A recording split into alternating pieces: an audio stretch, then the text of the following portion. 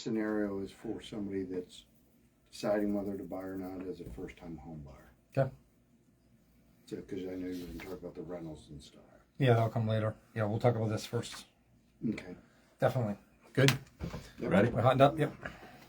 Good to see everybody. Hope you're having a great day. Thanks for tuning in. Hey, Kayla. She's watching today. Yeah. There we go. It's how, she's on my thing. Yeah. It's got it connected up. So, all right. Hey, folks, welcome back to your Frederick Real Estate Update. I am Darren Ahern with RE/MAX Results. And on this beautiful day today, I have with me from Presidential Back Mortgage, the man with all the money, the myth, the legend, Mr. Terry Kernan. How we doing? Great. How are you? We're officially at the end of August now, pretty much, huh? Kids are in school, so got to watch all those yellow cheese buses out there and all the other crazy stuff, right? Yeah, and it's amazing that I thought a couple of years ago or 3 years ago that they decided that they were going to start in the state of Maryland schools after Labor Day. That's what I thought. And I guess that didn't last very long. I thought it was I don't a know great why. idea. I do too. The beach, all the money, the revenue at the beach, another revenue week at or the so, and just everything. And you're right. I thought about that because, my birthday, September 7th, right around. That's how I knew it was time to go back to school. Like, I blew out the candles. It was like, all right, go get your book bag packed up. Tomorrow's school. That's how I knew. Yeah.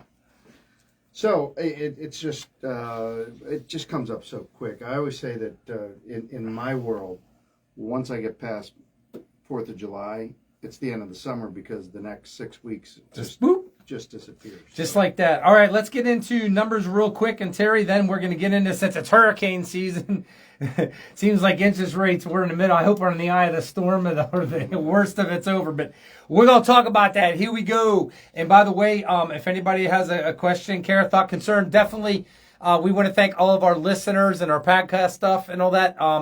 You can definitely click the bell, ring it, save it, send it over to family, friends, and everybody. Share our program. We appreciate it. And it's on WFMD.com. All the drop down has all that on there as well. And my site at DarrenAhern.com. So all there for you. We got everything you ever need. All right, numbers, Terry. Total actives. Guess what? 268. It's just flatline. 268 homes for sale right now. 153 resales in the average time. Oh, we're up a little. 48. I was going to say, that's up. 48 days on the market. Everything's a little bit up. One of the good things I saw a video this last week talked about that inventory across the country as an average was higher.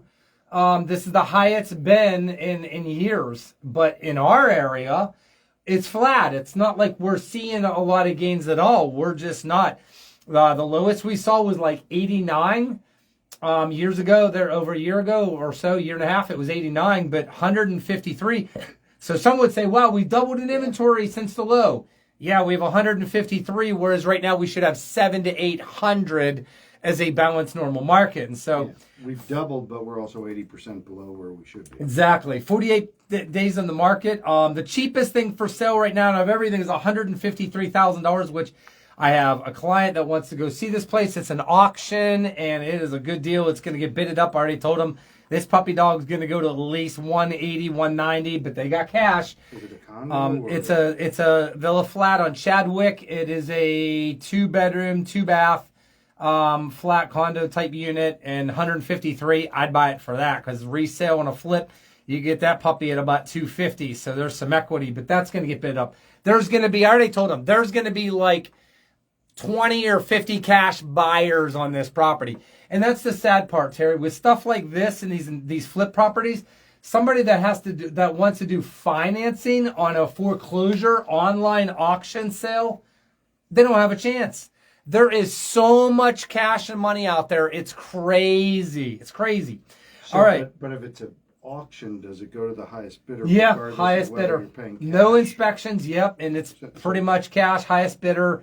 And but you can get financing. Oh yeah, you can. You can auction. You can bid with an auction on these properties and say, hey, I'm putting down 20% or 30 or 50, whatever. The problem is the banks are probably going to take a cash option over a loan unless somebody with cash goes, like on this property, let's say someone with cash goes to 175 and somebody comes in at 180, but they're willing to do financing. I don't know what the banks are going to do. I don't know if they're going to be like, well, 5 or 10 grand higher. Sure, we'll take that risk over cash, 2 weeks, no inspection. Give me the keys, if you will. So on that note, yep. I just had a customer close this past week, and what basically they did was they went online, they did an auction, and they won a bid, and it came in at $352,000. They came to me and said, we just won this bid, we want to finance it, and when it came down to the wire, they said, we want to pay cash, but we want to have financing just in case when it comes down to the wire. They actually went to settlement, and they were able to pay cash, but they borrowed from their 401k. So what do we know about that is that you're going to get penalized if you don't return it in 60 days. Right. Yeah. So, it's good. So we did what was called delayed financing. Okay. They bought at the beginning of July. They won an auction. The house appraised with us for $430,000. They bought it for $352,000. Wow. It was an older home, beautiful home, down in Harrisonburg, Virginia. So it was out of this area. Gorgeous home. But basically, we did delayed financing. So that is an option when you go to auction, that you can come back and we will do delayed financing. We treat it as a purchase, and we basically gave them $200,000 back out of the $350,000 to put back into their 401k, and it worked out perfectly. Good. There you go. There's a nice scenario about how that can happen when it comes to auction, online bidding, and buying a place. Good stuff coming. New construction, 115, so staying steady there. Coming soon, 47. Pending under contracts right now is 492, with 206 brand new builds and 286 resales. And those resales, those 286 under contract right now, Terry, the average time in the market is 16, and that number is definitely going to keep climbing up little by little, since our average resale time on the market right now is 48 days. 30 days last sold properties, 324. Average time is 15 days, and the list of sold is 101% on the button. So that's the inventory stuff like that. We're going to get into more good stuff. I don't even want to mention the word. It's a 4-letter word in our world. I mean, I don't even want to talk about it until January, February, or March, and that is called rate.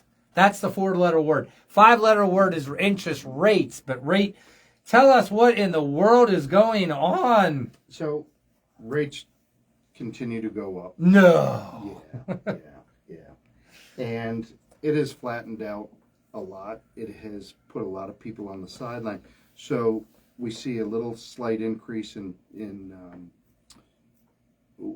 we've seen a big decrease in demand, and that's what those numbers don't say, but they say it here, is that 48 days that we're now looking at, 48 days on average, a listing. That means that the demand has gone down. So that demand has dissipated tremendously. Yeah. And even the last few weeks, not just seasonal. By the way, everybody thought it was seasonal, and I heard a good podcast about this. No, this is beyond seasonal. This is purely affordability and interest rates going through the roof. Go ahead. Yeah. So basically, I had a borrower this week won a contract. Nobody was fighting them for it or anything like that, so they're able to go in with the home inspection, appraisal, the whole 9 yards. But basically, we talked about rates, and I said, rates have gone up. And he said, yeah, I know. And he said, but I've done my research, and he said, I'm going to go with a higher rate, pay 0 points, because all the research I'm doing and everything that you've told me, Terry, I know that I'm going to be able to refinance in the next 18 to 24 months. So he says paying points doesn't make sense. And so most people, when they're looking at buying a house, they're looking at, give me my lowest payment now. And he was saying, give me my lowest out-of-pocket cost now, because I don't care about what my payment is right now. It's all about what my payment's going to be in 18 months. So very educated, it was good to see. I mean, he did his legwork. He listened to me. So we had a great conversation. So that's kind of what we're seeing, is that the rates are way up, 23-year high. They're above the 7.25 that we talked about. They're in the 7.5 range. The volatility remains. I think that we're going to see rates come down by the end of September, definitely by the end of September. And if it's not going to come down, it's going to at least stabilize. And that's what, like I've always said on the show, I can sell stability all day long. Selling volatility is very, very hard.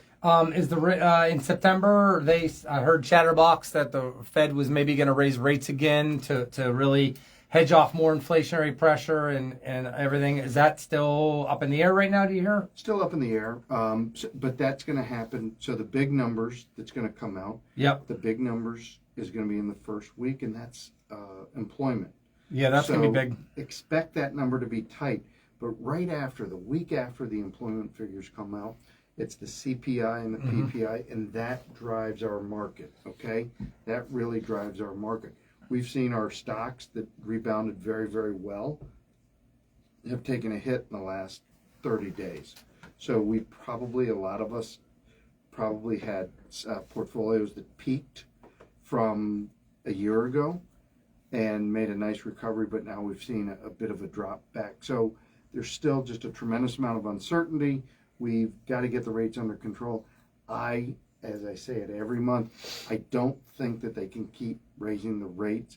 And I think that the slowdown that we're going to see because the decrease in demand is going to further back up my thoughts on raising the rates. Yeah. So one of the things, Terry, that we've been discussing everything with all this is with buyer strategy. So let's get right on into that. The first question I get is, should I wait? Should I buy now? What should I do? What should I do? I always tell people, look, it all depends on what the heck your goals are. That's it. We go back to you marry the house, you date the rate, okay? The payment things you can structure and change it up in time and everything like that in general. But I think the bigger thing is not only are people, Terry, counting on and buyers, thinking that rates will come down here next year, but, there's got to be a price decrease. There's got to come down a lot. If you're buying a high-end home and stuff like that, maybe a little bit, $600,000-$800,000 in our area and above, may see that. But if you're in this $350,000 and under range, good luck. It's just not going to happen. I still think we're going to see at least 3 to 5% growth, maybe, in our area. And who wants to pay 3 or 5% more in price on a house? Now it's $20,000 more. $25,000 more next year. But the other thing, Terry, I think about is, if you wait till the rates come down, you're acting like a lot of other buyers out there. Now buyer demand goes through the roof. Now bidding wars happen again. Correct. Now you're paying $20,000 above the asking price after the market's already gone up for 3 to 6 months.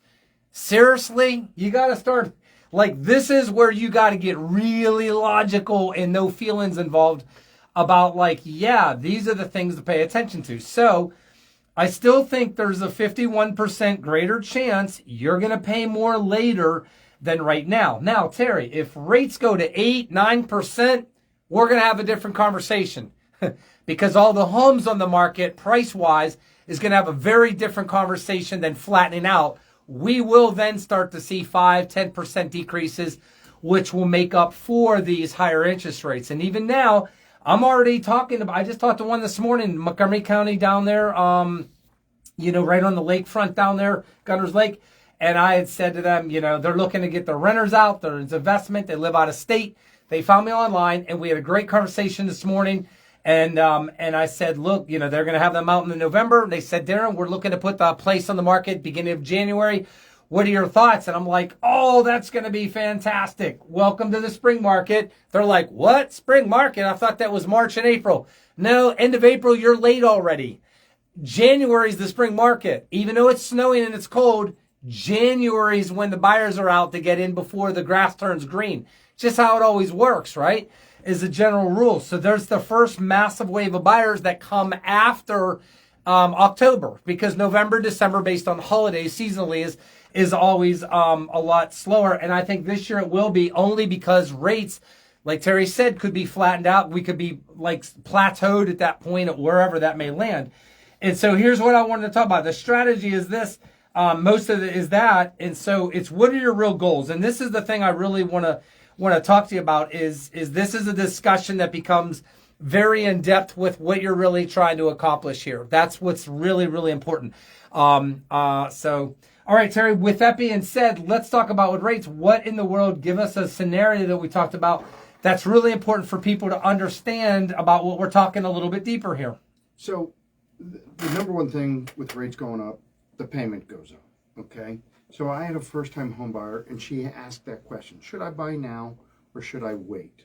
And we had the same exact discussion. Demand's going to be higher, costs will probably be up. Demand is low now. Always buy when demand is low. Always sell when demand is high. Right? That's how you're going to maximize your return on investment. So I ran a scenario for her. She makes $100,000.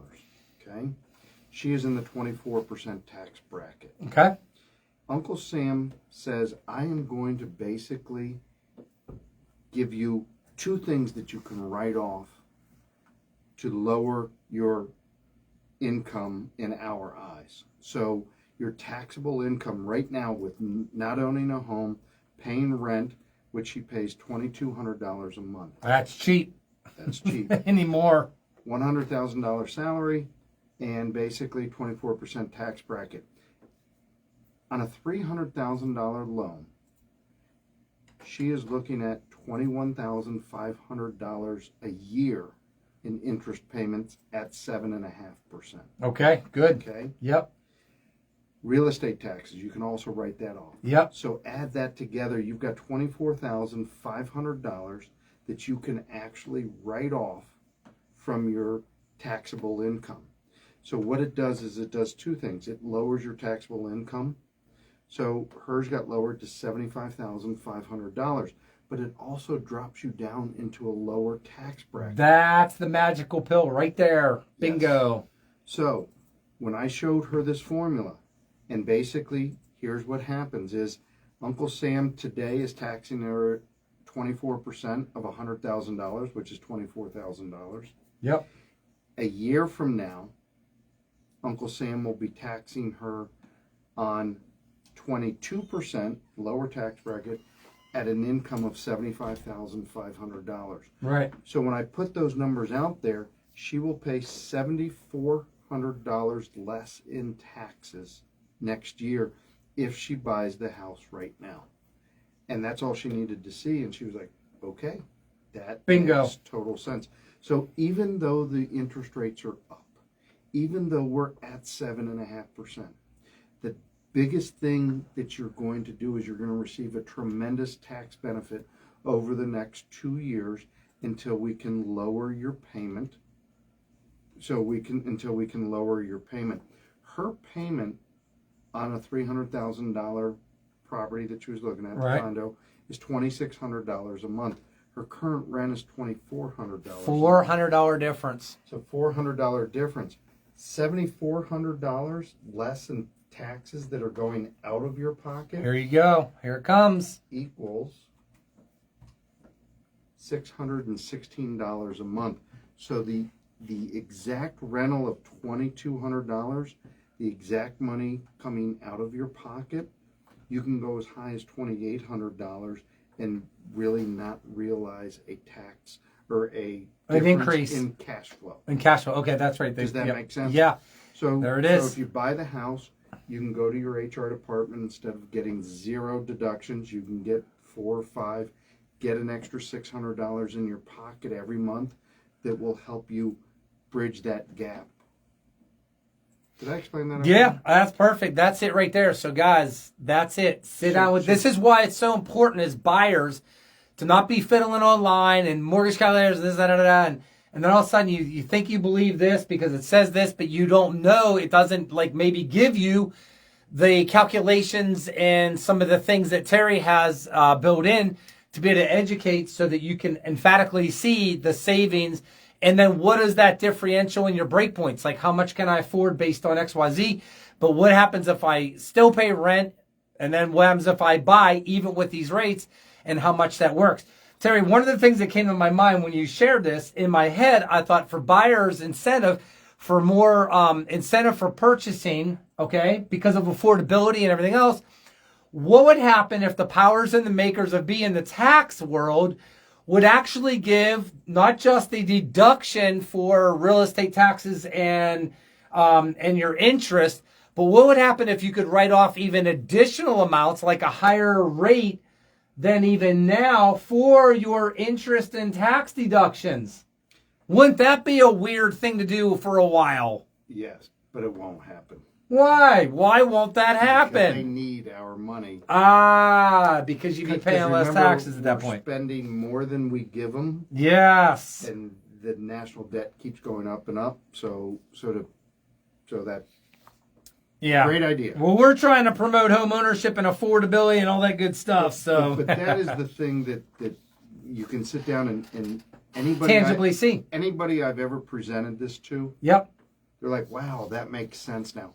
Because anybody that I say, "Well, do you know how the tax deductions work? Do you know how the benefits work?" And they say, "Well, no." That's right. Nobody's ever said, "Oh yeah, this is this, and this." The answer is always no. Now, if I ask the CPA, he's going to say, "Oh yeah, of course I do." But Yep. outside of Most people don't know, and this is why there it's you good to have sit it. down. So And those are real numbers on a real deal that I just did this week. That's awesome. So there you go. Somebody just got their money's worth right there, Terry.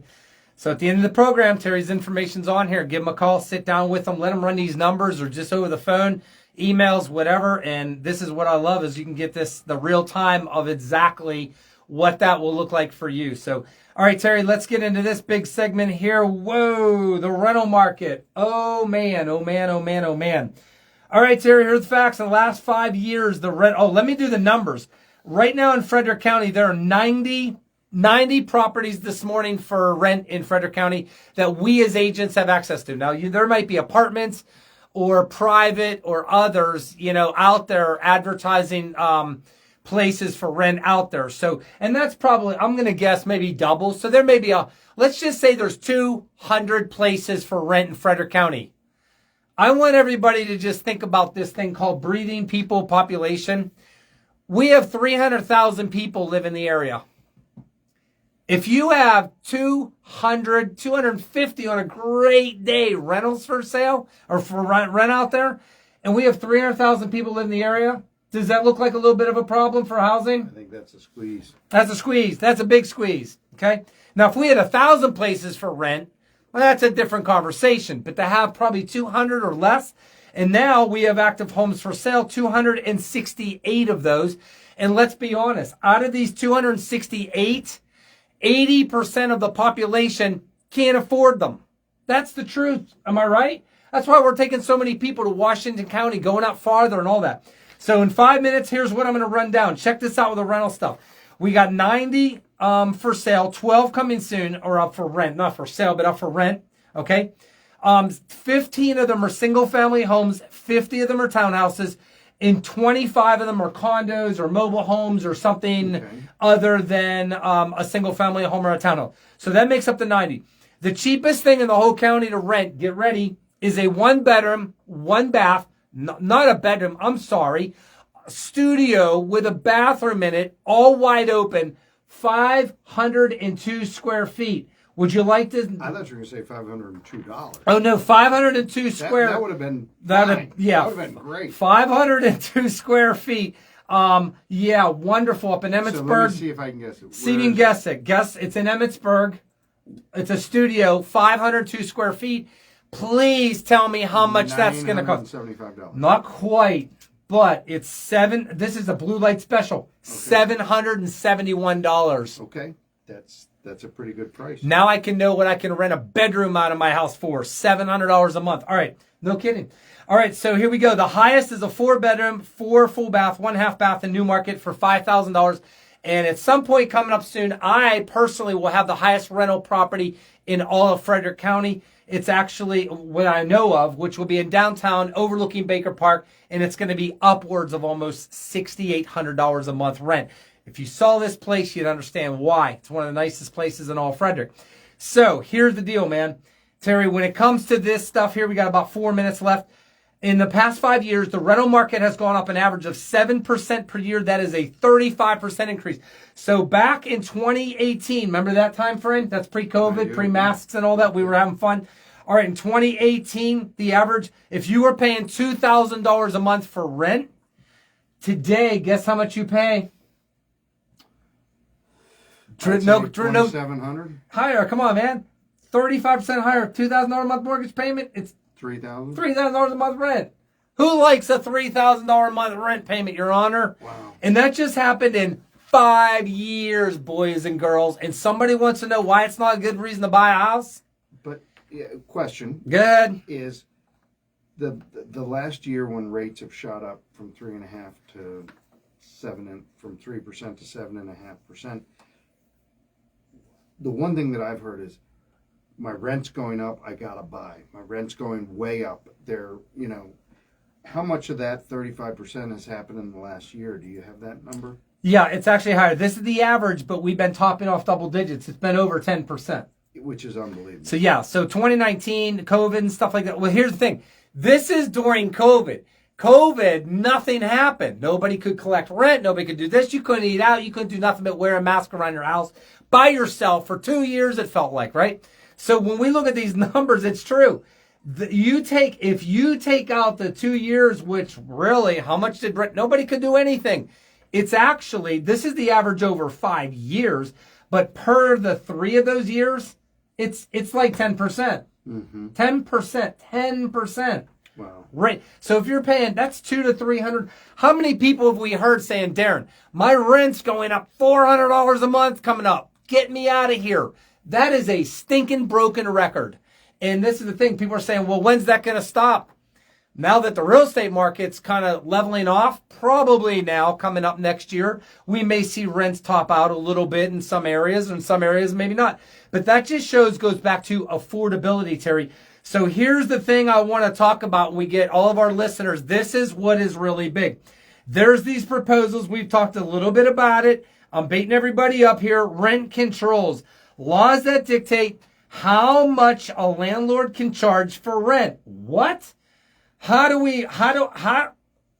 much do we want the government in overreach to tell us what a homeowner, a landlord, can charge for rent? Do we really want the free market to dictate this like we've been having, like willing renter, a willing landlord who's willing to pay what?